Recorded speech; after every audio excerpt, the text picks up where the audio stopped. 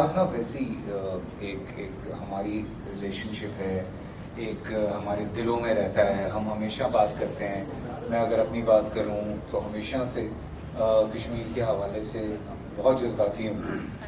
इसमें मेरे बहुत आई थिंक इसके ऊपर कोई डाउट नहीं, हम पाकिस्तानियों के लिए कश्मीर जो हमारे सीने में वैसे ही धड़कता। मेरे बहुत सारे शोज़ हैं, उठा के देखने में बहुत जज्बाती हूँ कश्मीर के मामले में। वहाँ जाना भी होता है, वहाँ के लोगों से भी मिलते हैं, बहुत सारा प्यार मिलता है। सो ऐसी बातों बातों में जब एक अपॉर्चुनिटी सामने आई तो डिस्कशन हो रही थी कुछ, तो मैंने कहा क्या हम ये इसमें पार्टिसिपेट इसका पार्ट बन सकेंगे। मैंने कहा कि समहाउ हम इसका अगर पार्ट बन जाए तो बड़ी बात है मसूद साहब की कि उन्होंने इस बात को कंसिडर किया और उन्होंने टाइम नहीं लिया। मैं आपको अच्छा, ये वाकई मैं इसकी गारंटी तो मैं भी ले सकती हूँ कि टाइम नहीं लिया होगा उन्होंने। और उन्होंने कंसिडर किया मुझे कि मैं इस लीग का एक हिस्सा बनूँ, और मेरे लिए बड़े फ़ख्र की बात है। फैसल, ये जानते तो तमाम लोग जानते होंगे कि आप क्रिकेट बहुत शानदार खेलते हैं। दिल में तो आपके बस ये कि अगर आप एक्टर ना होते तो डेफिनेटली क्रिकेटर होते, ये तो हम सब जानते हैं।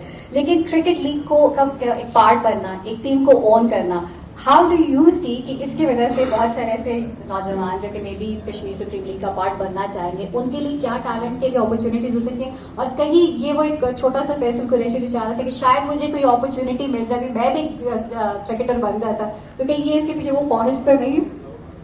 शायद आप कह सकती हैं कि बिकॉज हम सभी चूँकि वी लव क्रिकेट, हमारे खत्ते में बहुत क्रिकेट खेली जाती है और हम चाहते हैं, क्योंकि होता यही है ना कि बहुत सारी जगहें हैं जहाँ से नए बच्चे नहीं आ पा रहे। सो अल्लाह करे कि हमारे जो यंगस्टर्स हैं वो परफॉर्म करें कश्मीर लीग में जिनका ताल्लुक़ कश्मीर से है, और वो आएँ उस फहरिस्त पे जिसको हम पाकिस्तान की इंटरनेशनल टीम कहते हैं, because we are looking for young talent, और इस वक्त हमें ज़रूरत भी है। कल भी आपने देखा है, हम लोग भी तड़प रहे हैं उस चीज़ को लेके। लेकिन मुझे लगता है कि ये बहुत बेहतरी आ सकती है इन्हीं लोगों को अगर कॉन्फिडेंस मिल जाए। कोई एक आध प्लेयर होता है, दो प्लेयर होते हैं जो पूरी टीम के कॉन्फिडेंस को ऊपर लेके चले जाते हैं। सो अल्लाह करे कि ऐसे जैसे मजबूत लोग ये लोग हैं, ऐसे इनको मजबूत खिलाड़ी मिल जाए इस लीग में से। मैं तो चाहता हूँ कि मेरी टीम में हो, लेकिन जब ड्राफ्टिंग होगी तब पता चलेगा, और उसके बाद जब वो परफॉर्म करेगा तो पता चलेगा।